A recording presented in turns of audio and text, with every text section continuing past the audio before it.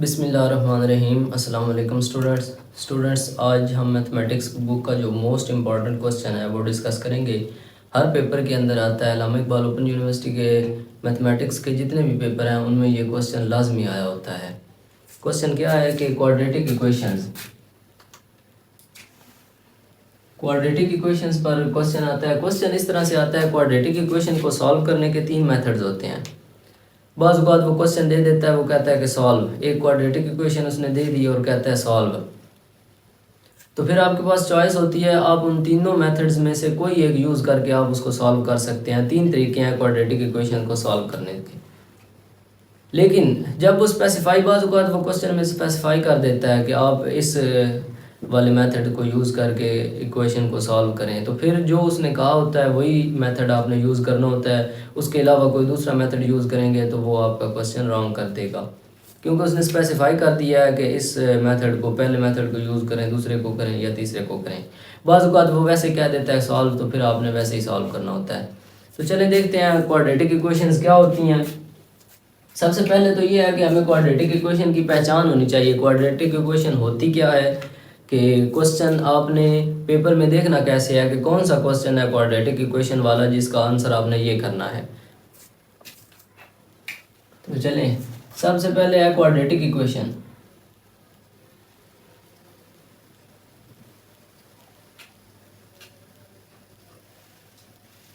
Any equation of the form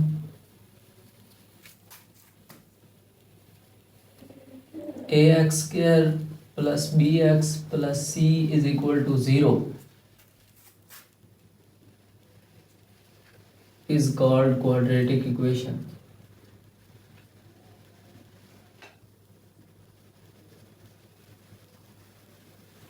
okay ji, ऐसी equation जो इस फॉर्म में हो, ax square plus bx plus c is equal to 0, तो उस इक्वेशन को हम बोलेंगे क्वाड्रेटिक इक्वेशन है। ये उर्दू में इसको हम 2 दर्जी मसावात बोलते हैं। 2 दर्जी मसावात।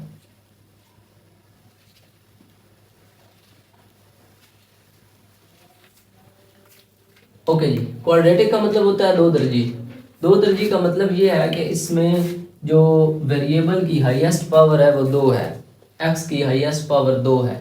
इसका मतलब ये है कि इसके सॉल्यूशंस भी 2 होंगे। इक्वेशन में वेरिएबल की जितनी पावर होती है उतने उसके आंसर आते हैं। तो इस इक्वेशन में x की वैल्यू फाइंड हमें करनी होगी। x वेरिएबल है और x की कितनी वैल्यूज़ आएंगी? 2 वैल्यूज़ आएंगी। क्यों? क्योंकि इसकी हाईएस्ट पावर 2 है। और क्वाड्रेटिक इक्वेशन में हमेशा x की पावर जो है वो 2 ही होगी, हाईएस्ट पावर 2 होगी। वेरिएबल जो भी होगा, यहाँ पे x y कुछ भी आ सकता है, यहाँ पे y स्क्वायर और y भी आ सकते हैं, लेकिन ये जनरल फॉर्म है इसकी। इसको हम स्टैंडर्ड फॉर्म भी बोलते हैं।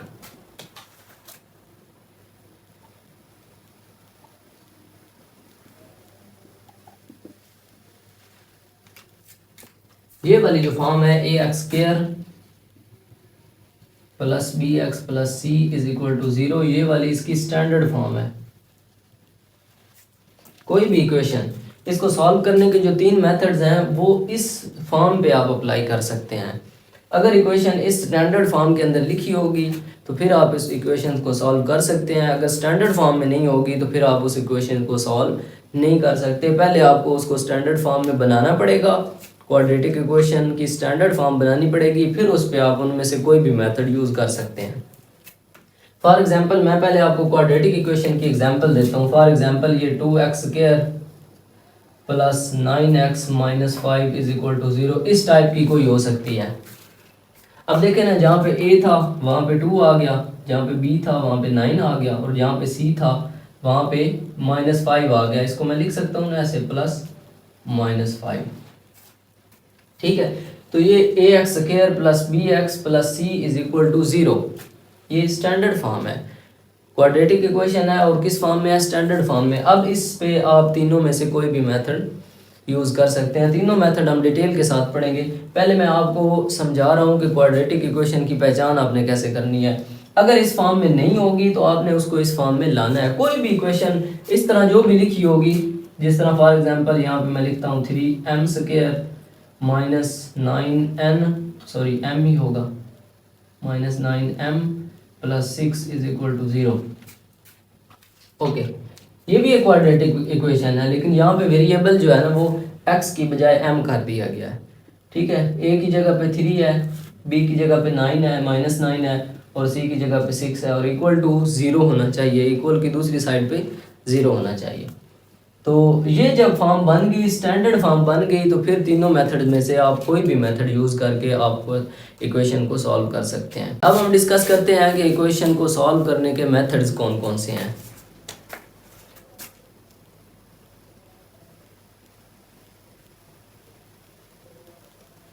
Methods to solve quadratic equation.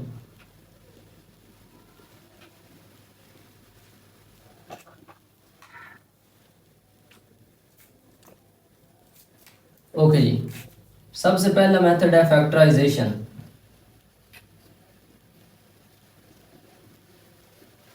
Quadratic equation को सॉल्व करने का पहला मेथड है फैक्टराइजेशन। सेकंड है using quadratic formula.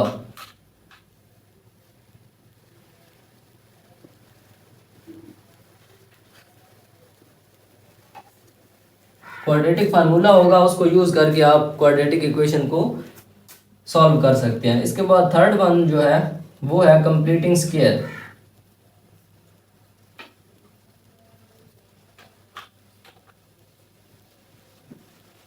Completing square, quadratic equation को सॉल्व करने के ये तीन मेथड हैं, फैक्टराइजेशन, क्वाड्रेटिक फार्मूला यूज करके, या कंप्लीटिंग स्क्वायर करके।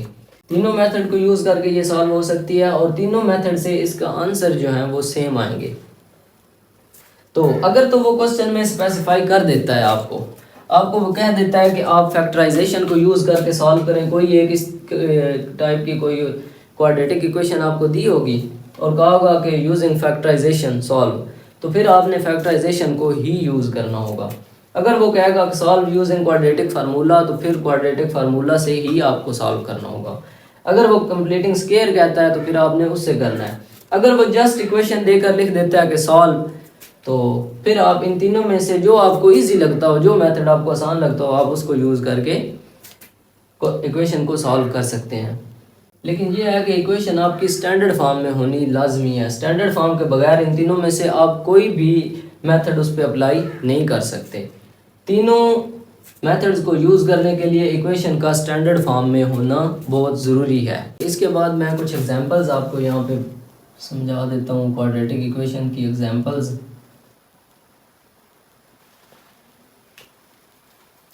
तो ये वाली जो स्टैंडर्ड फॉर्म है ax² + bx + c = 0, इस फॉर्म में जो भी इक्वेशन होगी, जारी बात है वो क्वाड्रेटिक इक्वेशन होगी। तो आपकी बुक में से कुछ एग्जांपल्स हैं।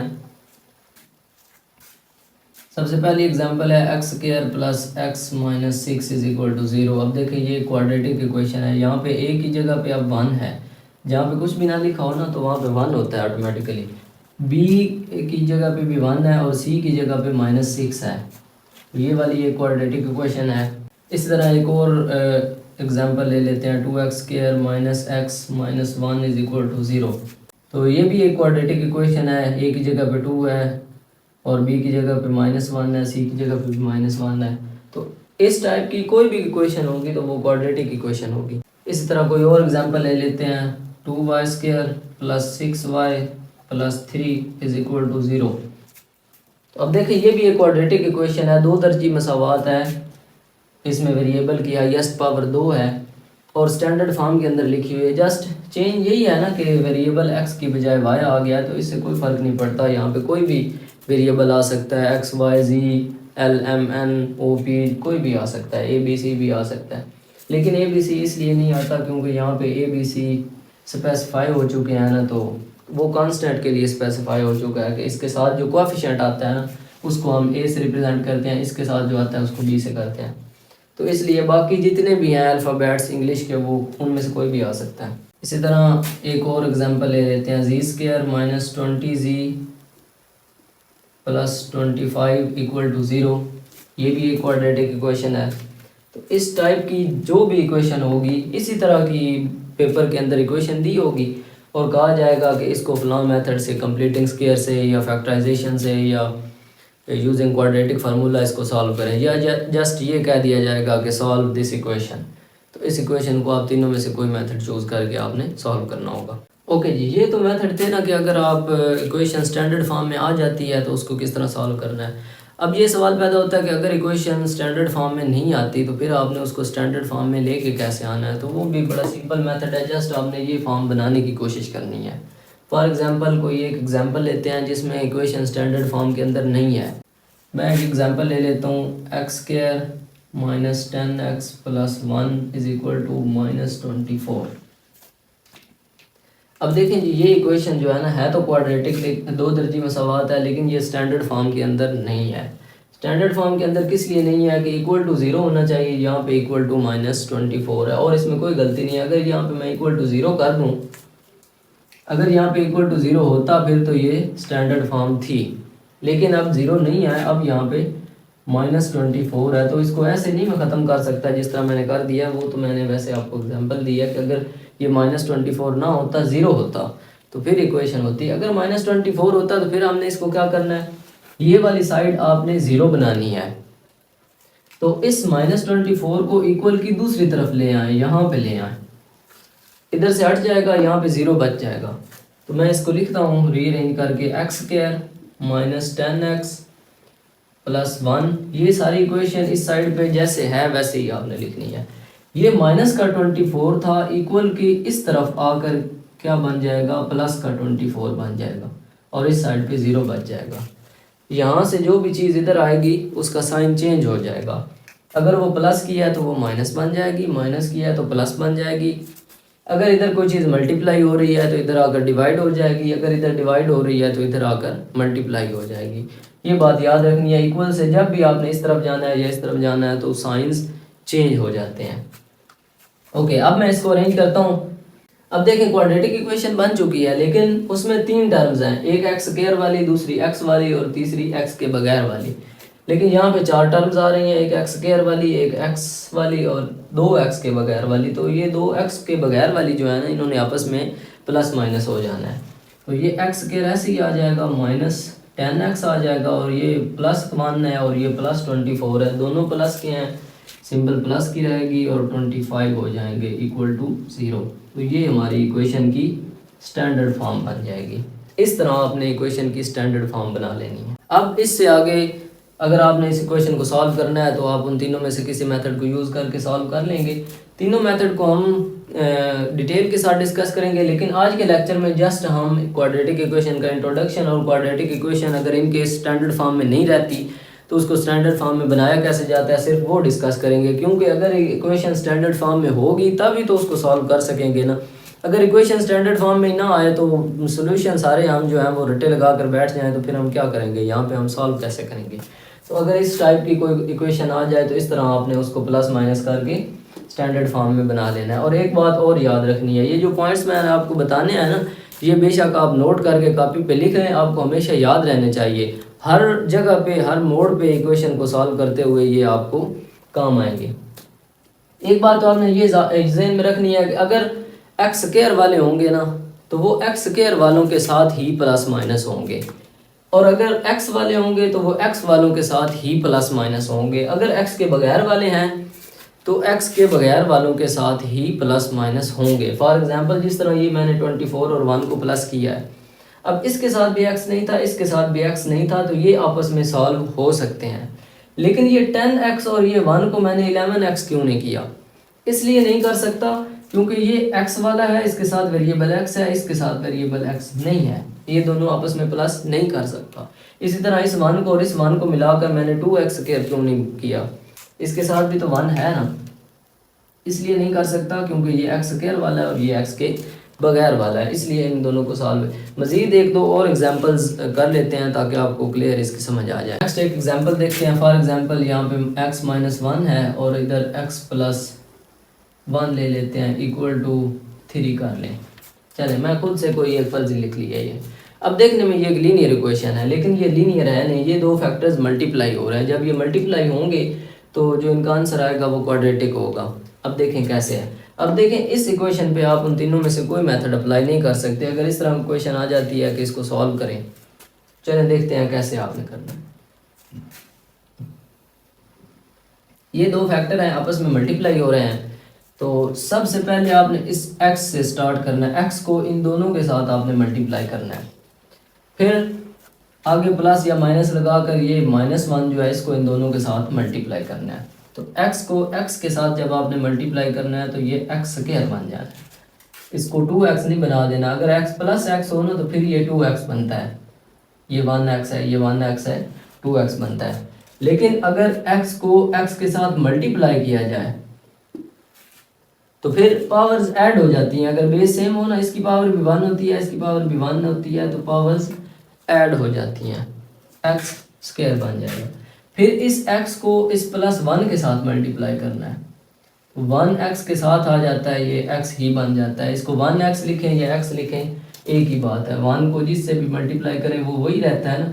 ये हमें पता है कि 1 जो है ना वो मल्टीप्लिकेटिव आइडेंटिटी है, पिछले लेक्चर में हम पढ़ चुके हैं। तो इसको किसी से भी मल्टीप्लाई करें तो आंसर वही रहता है। ओके, अब ये x कंप्लीट हो गया, x को हमने कंप्लीट मल्टीप्लाई कर लिया। अब इस -1 को आपने मल्टीप्लाई करना है दोनों के साथ। -1 को x से मल्टीप्लाई करें तो ये -x बन जाता है। इसको सिंपल x नहीं लिख सकते क्योंकि ये माइनस और इसके साथ प्लस है, प्लस माइनस से मल्टीप्लाई होकर माइनस आ जाता है। इसी तरह फिर -1 को +1 से मल्टीप्लाई करते हैं तो वो भी -1 बन जाता है। माइनस जब प्लस से मल्टीप्लाई होती है तो साइन चेंज कर देती है। तो ये इन दोनों को मल्टीप्लाई करने से ये आंसर आ गया, दरमियान में इक्वल है और इस साइड पे 3 है, इसको मैं 3 लिख देता हूँ। ओके, अब देखिए x स्क्वायर वाला है, ये तो अकेला ही है, इसने किसी के साथ प्लस या माइनस नहीं होना। अब ये प्लस का x है, ये माइनस का x है, तो एक प्लस का एक माइनस का, ये दोनों कैंसिल हो जाते हैं, आंसर 0 यहाँ पे आता है। और इसी तरह ये -1 है और इक्वल टू 3 है। अब इस साइड पे 0 होनी चाहिए, उस 3 को भी आपने इधर लाना है। ये 3 इस साइड पे प्लस का है, जिसके साथ सिंबल ना हो वो प्लस का होता है। इस साइड पर आकर माइनस का हो जाएगा और इधर क्या बच जाएगा 0। x स्क्वायर, ये -3 है, ये -1 है, दोनों माइनस के हैं तो सिंबल माइनस की रहेगी। दोनों को इकट्ठा कर देना है, 3 और 1 4 हो जाते हैं। x square -4 is equal to 0। तो ये क्वाड्रेटिक इक्वेशन बन गया। लेकिन ये स्टैंडर्ड फॉर्म नहीं है। स्टैंडर्ड फॉर्म इसलिए नहीं है कि इसके अंदर x वाली टर्म नहीं है, वो यहाँ पे कैंसिल हो गई थी, क्योंकि यहाँ पे मैंने ये फर्जी ली थी ना एग्जाम्पल। अब अगर इसी को मैं +1 यहाँ पे कर देता हूँ तो अब ये कैंसिल नहीं होते। अब देखें +1 को x से मल्टीप्लाई करें तो ये +x आता है, और +1 को +1 से मल्टीप्लाई करें तो ये +1 बनता है। अब ये x जो है ये आपस में कैंसिल नहीं होंगे, दोनों प्लस के हैं, सिंबल प्लस की रहेगी और दोनों को इकट्ठा कर देना है। 1x और 1x कितना हो गया 2x, और ये वाला +1। चलें जी, अब देखते हैं इसका सलूशन क्या होगा।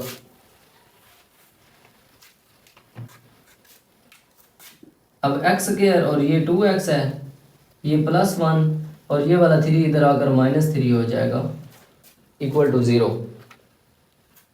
अब ये वाले तो सॉल्व आपस में नहीं हो सकते, इनको तो ऐसे ही आपने लिखना है। यहाँ पे एक प्लस का एक माइनस का है, जब एक प्लस का और एक माइनस का आ जाए और आपस में प्लस माइनस हो रहे हो, आपस में सॉल्व हो रहे हो, तो आपने देखना होता है कि बड़ा किसका है। माइनस वाला जो नंबर है ना वो बड़ा है। वैसे तो -3 जो है ना वो इस 1 से लेस होता है। वैसे अगर नंबर 9 पे देखें तो -3 जो है ना वो लेफ्ट साइड पे आता है और 1 इधर आता है 0 से भी दूसरी साइड पे। तो वैसे तो 1 से -3 छोटा होता है, लेकिन आपने यहाँ पे साइन को हटाकर साइन के बगैर देखना है कि प्लस वाला नंबर बड़ा है, प्लस वाला बड़ा है या माइनस वाला बड़ा है। तो प्लस वाला 1 है और माइनस वाला 3 है। आपने देखना है 1 बड़ा है या 3 बड़ा है। तो 3 बड़ा है, 3 के साथ कौन सी सिंबल है माइनस है, तो आपने सिंबल माइनस की लगा लेनी है। यानी जिस सिंबल वाला नंबर बड़ा होगा वो सिंबल आ जाएगी। और कितना बड़ा है, ये -3 इस 1 से कितना बड़ा है, ये 2 बड़ा है, -2 इसका आंसर आ जाएगा। तो ये अब बन गई है स्टैंडर्ड फॉर्म। अब आगे इसको जिस मर्जी मेथड से सॉल्व करें, खेलते जाएं इसके साथ। बस यहीं तक इशू होता है कि आपको स्टैंडर्ड फॉर्म की समझ आ जाए। लेकिन मोस्टली पेपर के अंदर वो स्टैंडर्ड फॉर्म ही देता है। पेपर के अंदर वो इक्वेशन जो है ना, क्वाड्रेटिक इक्वेशन को स्टैंडर्ड फॉर्म के अंदर ही देता है कि इसको सॉल्व करें। लेकिन बाज़ बात कोई स्टैंडर्ड फॉर्म नहीं भी देता, तो आपको ये पता होना चाहिए अगर आप आगे कोई और एग्ज़ाम देते हैं तो उसमें कोई स्टैंडर्ड फॉर्म ना हो तो आप उसको सॉल्व करने बैठ जाएं, कैसे करेंगे। तो इसलिए आपको पता होना चाहिए क्वाड्रेटिक इक्वेशन स्टैंडर्ड फॉर्म में होगी तो फिर उसको 3 मेथड से सॉल्व किया जा सकता है। अब क्वाड्रेटिक इक्वेशन में कुछ रूल्स जो यूज़ होते हैं प्लस और माइनस के, वो मैंने आपको समझाने हैं। इंतहाई इंपॉर्टेंट रूल्स हैं। जिन लोगों ने पहले मैथमेटिक्स नहीं पढ़ी हुई उनके लिए काफ़ी मुश्किल होता है, जिन्होंने पढ़ी हुई है उनके लिए तो कोई इशू नहीं है। तो वो आपने गौर से समझ लेने हैं। अगर आपको उनकी समझ आ गई तो आप कहीं पे भी मार नहीं खा सकते। और इंतहाई बेसिक नर्सरी प्रेप से सिखाना शुरू करते हैं टीचर प्लस और माइनस करना। लेकिन यहाँ पे क्या इशू होता है कि लोगों को उनकी समझ नहीं आ रही होती। ओके, अगर 2 नंबर प्लस के हों और आपस में मल्टीप्लाई हो रहे हों, 2 प्लस के नंबर आपस में मल्टीप्लाई हो रहे हों तो आंसर प्लस का ही आएगा। ये बात आपने ज़हन में रखनी है। अगर 2 माइनस के नंबर मल्टीप्लाई हो रहे हों, 2 माइनस के नंबर हैं उनको ज़रब देते हैं तो फिर भी आंसर प्लस का ही आएगा। ये आपने रट्टे लगाए होंगे, प्लस प्लस प्लस और माइनस माइनस प्लस। और अगर एक प्लस का हो दूसरा माइनस का हो तो फिर आंसर माइनस का आएगा। ठीक है, या अगर पहला माइनस का हो और दूसरा प्लस का हो तो फिर भी आंसर माइनस का आएगा। मीन्स के अगर दोनों प्लस के हों या दोनों माइनस के हों तो आंसर प्लस का आएगा मल्टीप्लाई करने से। ये अभी एडिशन की बात नहीं हो रही। अगर दोनों में से कोई एक माइनस का हो तो फिर आंसर माइनस का आएगा। मैं इसकी एक एग्जांपल देता हूँ। फॉर एग्जांपल मैं इधर +2 है, उसको मैं मल्टीप्लाई करता हूँ +5 के साथ। ठीक है, ये एक जनरल सी इसकी एग्जांपल ले लेते हैं। तो अब दोनों प्लस के हैं, प्लस प्लस प्लस, आंसर जो है वो 10 आएगा, प्लस का आएगा। प्लस लिखी हो शुरू में या ना लिखी हो प्लस ही होती है। ठीक है, अगर ये दोनों माइनस के हों, -2 है और मल्टीप्लाई हो रहा है -5 के साथ तो फिर भी ये +10 का ही आंसर आएगा। ठीक है, माइनस माइनस आपस में मल्टीप्लाई होकर प्लस हो जाती है। लेकिन अगर पहला प्लस का हो, 2 प्लस का हो और -5 हो, अब एक प्लस का एक माइनस का है तो मल्टीप्लाई कर रहे हैं तो सिंबल क्या आएगी, -10 आएगी। ठीक है, इसी तरह अगर -2 हो जाए, पहला माइनस का हो जाए और दूसरा प्लस का रह जाए तो फिर भी आंसर -10 ही आएगा। ये बात आपने ध्यान में रखनी है। अब हम चलते हैं प्लस की तरफ कि 2 नंबर्स जो हैं जिनकी सिंबल मुख्तलिफ होती हैं, ये एक जैसी होती हैं, उनको प्लस कैसे करना है अलजबरा के अंदर। अब अगर आपके पास 2 नंबर हैं प्लस के हैं, दोनों प्लस का 1 है और प्लस का 2 है। फॉर एग्जांपल मैं एक जनरल एग्जांपल ले लेता हूँ। +1 है और आपके पास +2 है, दोनों प्लस हो रहे हैं। तो दोनों प्लस के हैं तो आपने सिंबल प्लस की लगानी है और दोनों को इकट्ठा कर देना है, 2 और 1 3 कर देने हैं, जमा कर देना है दोनों को। अगर दोनों माइनस के हों, फॉर एग्जांपल -2 हो और -3 हो, दोनों अब माइनस के हैं तो ये प्लस माइनस की बात हो रही है, यहाँ पे मल्टीप्लाई नहीं है। मल्टीप्लाई में तो आपने ज़रब करनी है। अगर दोनों माइनस के हों तो सिंबल माइनस की रखनी है और दोनों को इकट्ठा कर देना है। 2 और 3 कितने हो जाते हैं, 5, -5 आंसर आएगा। और अगर एक प्लस का है और एक माइनस का है तो फिर यहाँ पे वो बात आ जाती है कि आपने देखना है बड़ा कौन सा है। आप देखेंगे बड़ा कौन सा है। फॉर एग्जांपल यहाँ पे मैं लिख देता हूँ 2 और यहाँ पे मैं लिख देता हूँ 4, या 4 नहीं 6 लिख देता हूँ। ओके, अब ये प्लस हो रहे हैं, +2 -6, तो आपने इनमें से देखना है कि बड़ा कौन सा है, प्लस वाला बड़ा है या माइनस वाला बड़ा है। तो 2 से 6 बड़ा होता है ना, तो इसका मतलब है जिसके साथ माइनस वाली सिंबल है वो नंबर बड़ा है, तो आपने सिंबल माइनस की लगानी है। ठीक है, और माइनस की सिंबल लगाकर अब देखना है कि ये माइनस वाला नंबर इससे कितना बड़ा है। तो ये इससे 4 बड़ा है, 6 में से 2 निकालें तो 4 रहता है ना, तो -4 यहाँ पे आंसर आएगा, +4 नहीं आना। और अगर माइनस का बड़ा हो जाए, फॉर एग्जांपल यहाँ पे -5 और +2 आता है। अब देखें यहाँ पे भी माइनस का बड़ा हो गया तो माइनस का ही आंसर आएगा। अगर माइनस का छोटा हो जाए, -2 और +5 आएगा। अब देखें प्लस वाला बड़ा है, प्लस वाला 5 इस 2 से बड़ा है ना, तो सिंबल प्लस की आएगी। और इससे कितना बड़ा है, ये 2 से 3 बड़ा है, प्लस का 3 आंसर आएगा। नेक्स्ट ये वाली एग्जांपल देख लें जो मैंने मल्टीप्लिकेशन में बताई थी। तो ये 5 और 2 दोनों प्लस के हैं, सिंबल प्लस की रहेगी और 7 हो जाएंगे, इकट्ठे कर देने हैं दोनों को। अगर दोनों माइनस के हैं कोई इशू नहीं है, सिंबल माइनस की रहेगी और -7 हो जाएगा, दोनों इकट्ठे हो जाएगा। अगर एक प्लस का एक माइनस का, अब देखो ये प्लस का है और ये माइनस का है, इस माइनस को भी जब इधर मल्टीप्लाई करेंगे ना, ये 2 है ना प्लस का, और ये माइनस प्लस माइनस, आपको पता है ना प्लस माइनस से मल्टीप्लाई होगा तो माइनस हो जाएगा, तो ये 5 है।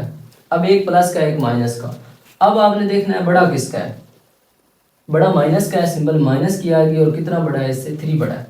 नेक्स्ट देखें जी, ये माइनस का है और ये प्लस प्लस आपस में मल्टीप्लाई होकर प्लस हो जाता है, +5।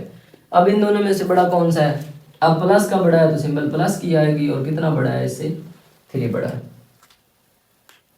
ओके, अलजेब्रा के अंदर इस तरह जो मैंने आपको रूल्स बताए हैं, इस तरह मल्टीप्लाई करना है और इसी तरह आपने प्लस माइनस करना है। अगर गलती नहीं करेंगे तो कोई क्वेश्चन आपका गलत, दुनिया की किसी भी बुक से क्वेश्चन उठाकर आपको दे देता है। क्वाड्रेटिक इक्वेशन को सॉल्व करने के यही 3 मेथड हैं बस, जो हम अगले लेक्चर्स के अंदर डिस्कस करेंगे। सॉल्व आपने इसी तरह, उसमें प्लस माइनस जो यूज़ होगी और मल्टीप्लाई डिवाइड जो यूज़ होगा वो आपने इस तरह करना है, जो रूल्स मैंने आपको बता दिए हैं। ओके जी, आज के लेक्चर्स में जस्ट हमने क्वाड्रेटिक इक्वेशन का इंट्रोडक्शन पढ़ा, क्वाड्रेटिक इक्वेशन को सॉल्व करने के कितने मेथड्स होते हैं, और फिर स्टैंडर्ड फॉर्म क्या होती है। तो वो जो मेथड्स हैं वो जस्ट स्टैंडर्ड फॉर्म पे अप्लाई हो सकते हैं। स्टैंडर्ड फॉर्म में इक्वेशन नहीं होगी तो उसको उन तीनों मेथड्स में से किसी से भी आप सॉल्व नहीं कर सकते।